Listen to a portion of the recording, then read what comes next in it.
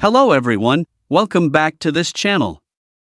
In this video, I will show you the easy and clear steps on how to turn off importance update notifications on Wrike application. So how to turn off importance update notifications on Wrike application. Make sure you keep watching this video until the end. Let's get started right away.